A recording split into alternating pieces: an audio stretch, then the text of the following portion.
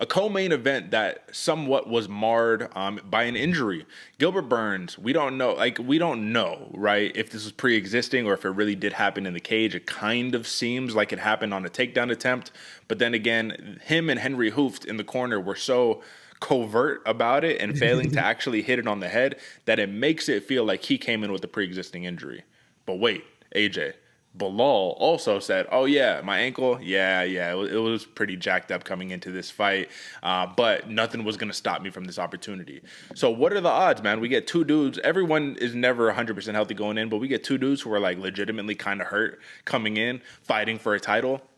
Does this not go back to what we said in the beginning? These are the two hardest working guys in the division, two blue collar guys. What do you make of that whole entire debacle?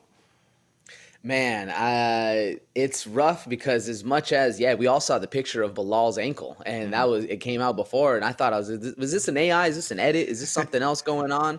And then Gilbert it comes in with the shoulder, and we see I agree with you. When he told his coach about, he's like, "Oh, my left shoulder," the coach literally said, "Can you fight around it?" Like, to me, it sounded like we've been through this before. Are you good to go the way we have been going previously, or we talked about this? Is the point we talked about? So it's rough, man, because you're right. You're never going to have anybody that's 100% in, especially these guys took it in a short notice fight. So there's no way you're taking the short notice fight and then pulling out and making Yeah. Dana mad, doing all that stuff. So it seems like it was a necessity for them boys to step in the ring. I don't know though, Derek. I don't feel bad nor jaded on any of the thing. It does suck. It does Yeah. suck, but it's kind of you stepped on, you signed the dotted line, stepped in the cage. It's how you got to fight that night. It is what it is to me, and it's nice because it's both people down a weapon. You can't. Some would argue that a shoulder versus an ankle is nowhere near the same, but they're both very devastating injuries to a fight game.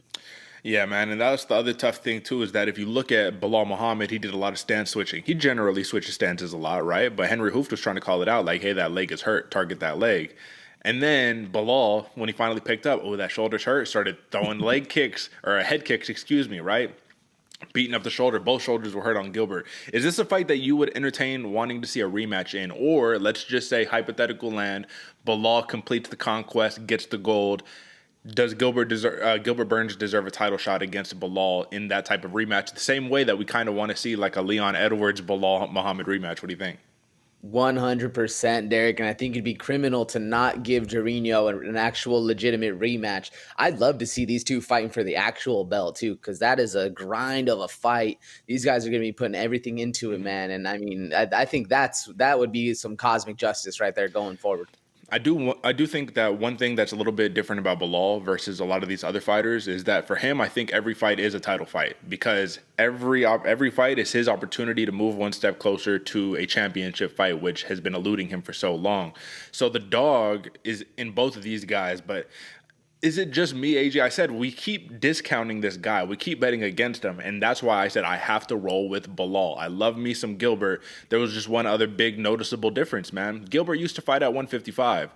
Belal Muhammad will never make 155. Belal Muhammad was notably a larger man and was able to take some of Gilbert's best right hands kind of with no problem. So that's the other problem right there. People forget Gilbert is not the biggest 170 pounder in the world, you know? Yeah, he definitely looks like he's the bigger fighter. Media day, he's pressing up, but then you see him stand together in the cage too. It looked like Bilal bloomed up a lot Mhm. more than Gilbert. And you're right, I expected Gilbert to be the bully in there, and sure enough, man, Bully B showed up and showed why he deserves that name.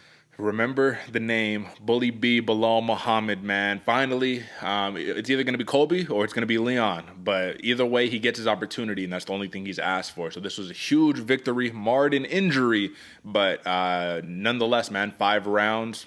I mean, pretty much domination by Bilal Muhammad.